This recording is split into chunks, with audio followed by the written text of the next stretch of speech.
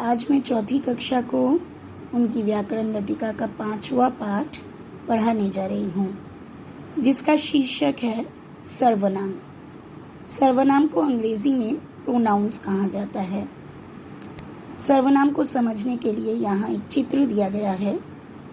इस चित्र में क्या दर्शाया गया है, आइए मैं आपको पढ़ के बताती हूँ। यहाँ सुजान और सौम्य दो दोस्त दिख रहे हैं। सुजान एक लड़का है और सौम्य भी एक लड़का है। सुजान और सौम्य क्रिकेट के अच्छे खिलाड़ी हैं। सुजान और सौम्य को खेलने के साथ साथ पढ़ना भी अच्छा लगता है।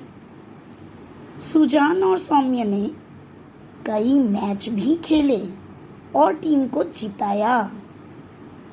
यहाँ सुजान और सौम्य ये दोनों शब्द बार बार आया है, जिससे भाषा कुछ अटपटी सी लग रही है। अब जरा इसी अनुच्छेद को, इन्हीं पंक्तियों को हम दोबारा पढ़ते हैं कुछ अलग तरीके से। सुजान और सौम्य दोस्त हैं। वे क्रिकेट के अच्छे खिलाड़ी हैं। उन्हें खेलने के साथ साथ पढ़ना भी अच्छा लगता है। उन्होंने कई प्रतियोगिताओं में भी भाग लिया है। यहाँ अब हमने देखा कि सुजान और सौम्य, इन दोनों नामों की पुनरुक्ति नहीं हुई है, यानी इन नामों को बार बार नहीं दोहराया गया है। इन नामों की जगह हमने वे, उन्हें, उन्होंने जैसे शब्दों का प्रयोग किया है, जिससे भाषा सुंदर लगने लगे और इन संज्ञा शब्दों की पुनरुक्ति ना हो और भाषा में प्रवाह आ जाए, यानी एक गति आ जाए, एक छंद आ जाए, एक लय आ जाए। तो सुजान और सौम्य दो नाम हैं, यानी दो संज्ञा शब्द हैं, व्यक्तिवाचक संज्ञा शब्द हैं, तथा उनकी जगह हमने जब वे, उन्हें, उन्होंने आदि शब्दों का इस्तेमाल किया, यानी संज्ञा शब्दों की जगह ये शब्द बिठाए गए, यानी उनके नाम की जगह प्रयोग किए गए हैं, तो संज्ञा शब्दों के स्थान पर हम जो शब्द लगाते हैं, उन्हीं शब्दों को हम सर्वनाम कहते हैं। इस प्रकार सर्वनाम की परिभाषा क्या हुई बच्चों, कि जो शब्द संज्ञा के स्थान पर प्रयोग किए जाते हैं उन्हें सर्वनाम कहते हैं। अब सर्वनामों का प्रयोग करने से क्या होता है, कोई भी वाक्य और ज़्यादा अधिक सुंदर हो जाता है, और उस वाक्य में अगर कोई संज्ञा शब्द बार बार इस्तेमाल हो रहा है तो उन संज्ञा शब्दों की पुनरुक्ति रुक जाती है। अब इसका एक उदाहरण देखिए। यहाँ दिया गया है कि जया ने जया की माँ से पूछा, जया की पुस्तक कहाँ है। ये वाक्य सुनकर आपको कुछ अटपटा नहीं लग रहा है?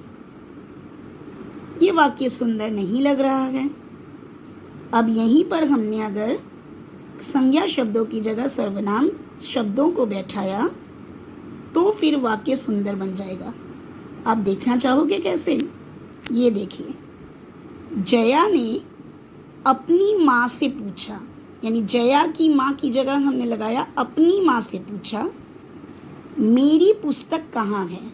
यानी जया की पुस्तक की जगह हमने, जया ने पूछा ना, इसीलिए वो पूछेगी, कैसे पूछेगी, कि मेरी पुस्तक कहाँ है। यानी सर्वनाम का अर्थ है सर्वनाम, यानी सबका नाम। और भी कई उदाहरण यहाँ दिए गए हैं। देखिए, रजत ने कहा कि मैं लखनऊ जाऊंगा। मानसी ने कहा कि मैं लखनऊ जाऊंगी। यानी रजत पुल्लिंग है, मानसी स्त्रीलिंग है, पर पुल्लिंग और स्त्रीलिंग दोनों के लिए मैं का इस्तेमाल किया गया है। यानी सर्वनाम शब्द जो हैं वो पुल्लिंग और स्त्रीलिंग दोनों में समान रहते हैं। अगला देखो, पिताजी ने कहा कि मैं लखनऊ जाऊंगा। अध्यापक ने कहा कि मैं लखनऊ जाऊंगा। अगर यहाँ पिताजी की जगह माताजी और अध्यापक की जगह अध्यापिका जी भी होता तो भी मैं का मैं ही रहता, यानी सर्वनाम लिंग की वजह से नहीं बदलते। ठीक है, तो स्पष्ट है कि सर्वनाम शब्द संज्ञा शब्दों के लिए आते हैं, यानी संज्ञा शब्दों के स्थान पर आते हैं। जिस प्रकार संज्ञा शब्दों में एक वचन और बहुवचन होता है, ठीक है, नंबर्स बहुवचन एक वचन होते हैं, उसी प्रकार सर्वनाम शब्द भी एक वचन और बहुवचन होते हैं।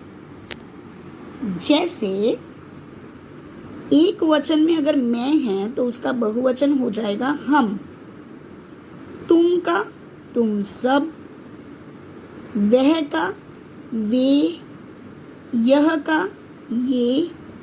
उसी तरह से किसे का किन्हें, जिसे का जिन्हें, इसे का इन्हें और उसे का उन्हें, यानी ये कुछ सर्वनाम शब्द हैं जो एक वचन और बहुवचन में अलग अलग रूप में पाए जाते हैं।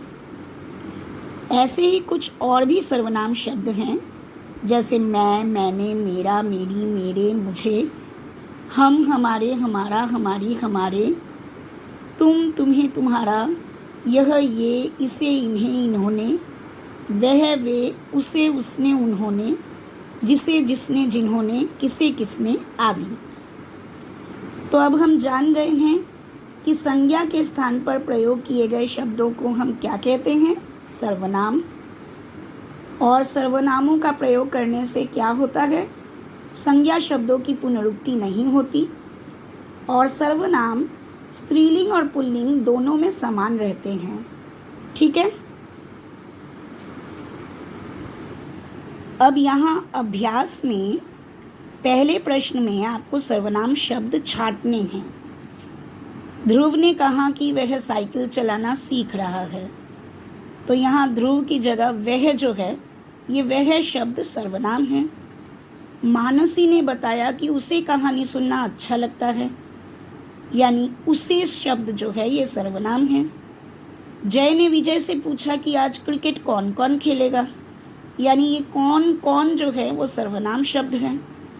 दरवाजे पर कोई आया है, ये कोई जो है शब्द ये सर्वनाम शब्द है। उसी तरह मैं दादाजी के साथ घूमने जाता हूँ, तो यहाँ मैं शब्द जो है ये सर्वनाम है। आगे सर्वनाम शब्दों से उचित सर्वनाम शब्दों से खाली स्थान भरना है और अनुच्छेद को पूरा करना है। रविवार के दिन श्वेता, नुपुर और अर्पित पिकनिक पर गए। वहाँ उनके 2 साथी और मिल गए, वे भी पिकनिक के लिए आए थे। सब बच्चे मिलकर पहले कुछ देर खेले। श्वेता बोली, मुझे अब भूख लग रही है, आओ खाना खाते हैं। अर्पित ने कहा, तुम सब खाना निकाल कर चटाई पर रख दो। सब ने अपना अपना खाना निकाला और मज़े से खाया। प्रश्न 3 है कि आपको सर्वनाम शब्द कोष्ठक में से देखकर सही सर्वनाम शब्द लिखकर वाक्य पूरे करने हैं। जैसे डैश कहाँ, डैश यहाँ क्या कर रहे हैं, आप यहाँ क्या कर रहे हैं। डैश प्रज्ञा की सहेली है, वह प्रज्ञा की सहेली है। पापा डैश घुमाने ले जाएंगे, पापा हमें घुमाने ले जाएंगे। डैश सच सच बता दिया, उन्होंने सच सच बता दिया। दरवाजे पर डैश खड़ा है, दरवाजे पर कौन खड़ा है। तो इस तरह से और भी कई प्रश्न हैं जिनको मैंने यहाँ सॉल्व कर दिया है, ताकि आप लोगों को इसे समझने में आसानी हो। अगर आपको ये वीडियो अच्छी लगी हो तो इसे ज़रूर लाइक कीजिए, चैनल को सब्सक्राइब कीजिए और शेयर भी कीजिए।